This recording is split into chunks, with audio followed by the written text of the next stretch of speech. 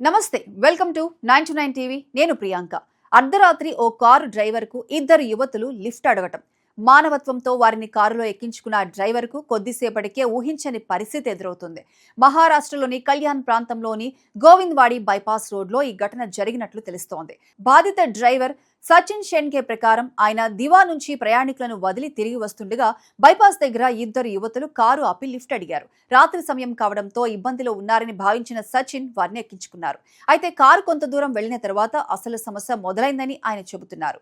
ఆ యువతులు తమకు 10,000 ఇవ్వాలని డిమాండ్ చేశారని, డబ్బులు ఇవ్వకపోతే పోలీసులకు ఫిర్యాదు చేస్తామని, తనపై కేసు పెడతామని బెదిరించారని డ్రైవర్ ఆరోపించారు. ఇలాంటి పరిస్థితుల్లో చాలా మంది భయపడిపోయి డబ్బులు ఇచ్చి అక్కడి నుంచి బయటపడాలని ప్రయత్నించే అవకాశం ఉంటుంది. కానీ సచిన్ మాత్రం భయపడకుండా నేరుగా పోలీసులకు ఫోన్ చేశాడు. అంతేకాదు, యువతులు చేస్తున్న బెదిరింపులను తన ఫోన్లో రికార్డ్ చేస్తూ కారును పోలీస్ స్టేషన్ వైపు మళ్లించాడు.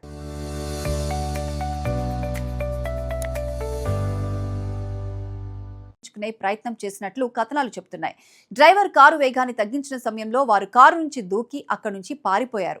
అనంతరం డ్రైవర్ పోలీసులకు ఫిర్యాదు చేయడంతో ఇద్దరు యువతులపై కేసు నమోదు చేశారు. అయితే ఈ కేసులో అసలు నిజాలేంటి, వారు ఎందుకు ఇలా చేశారనే విషయం పోలీసుల దర్యాప్తులో తేలాల్సి ఉంది. ప్రస్తుతం అందుబాటులో ఉన్న సమాచారం ప్రధానంగా డ్రైవర్ ఇచ్చిన ఫిర్యాదు, అతడి ఆరోపణల ఆధారంగానే ఉంది. కాబట్టి యువతులపై వచ్చిన ఆరోపణలను తుది వాస్తవాలుగా కాకుండా దర్యాప్తులో ఉన్న అంశాలుగా చూడాలి. ఈ ఘటన మన సమాజంలో మరో ముఖ్యమైన సమస్యను కూడా ముందుకు తెస్తోంది. రాత్రి వేళల్లో ఒంటరిగా ప్రయాణిస్తున్న వ్యక్తులకు లిఫ్ట్ ఇవ్వటం మానవత్వంతో చేసే సహాయం కావచ్చు. కానీ తెలియని వ్యక్తులను వాహనంలో ఎక్కించుకునేటప్పుడు డ్రైవర్ భద్రత కూడా చాలా ముఖ్యం. ముఖ్యంగా క్యాబ్ డ్రైవర్లు, ఆటో డ్రైవర్లు, లారీ లేదా ఇతర వాహనాల డ్రైవర్లు ఇలాంటి సందర్భాల్లో అప్రమత్తంగా ఉండాలి.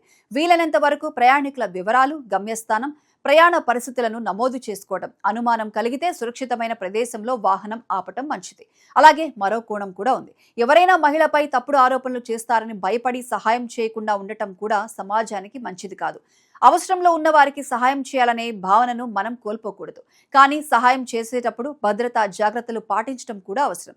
ప్రస్తుతం ప్రతి ఒక్కరి చేతిలో స్మార్ట్ ఫోన్ ఉంది. కాబట్టి అత్యవసర పరిస్థితుల్లో పోలీసులకు సమాచారం ఇవ్వడం, లొకేషన్ షేర్ చేయడం, సాధ్యమైతే సంఘటనను రికార్డ్ చేయడం వంటి చర్యలు ఉపయోగపడతాయి.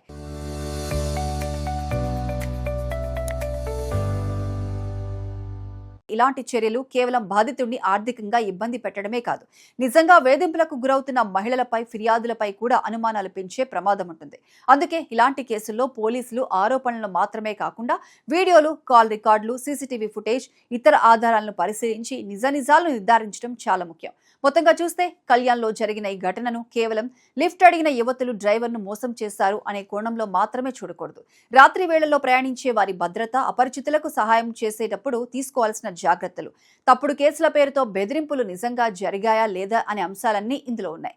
డ్రైవర్ ఆరోపణల ప్రకారం 10,000 డిమాండ్, పోలీస్ కేసు పెడతామంటూ బెదిరింపులు, చివరకు కారు నుంచి దూకి పారిపోయే ప్రయత్నం ఈ ఘటనను మరింత సంచలనంగా మార్చాయి. అయితే పూర్తి నిజం పోలీసుల దర్యాప్తు ఆధారాల ఆధారంగానే బయటకు రావాలి.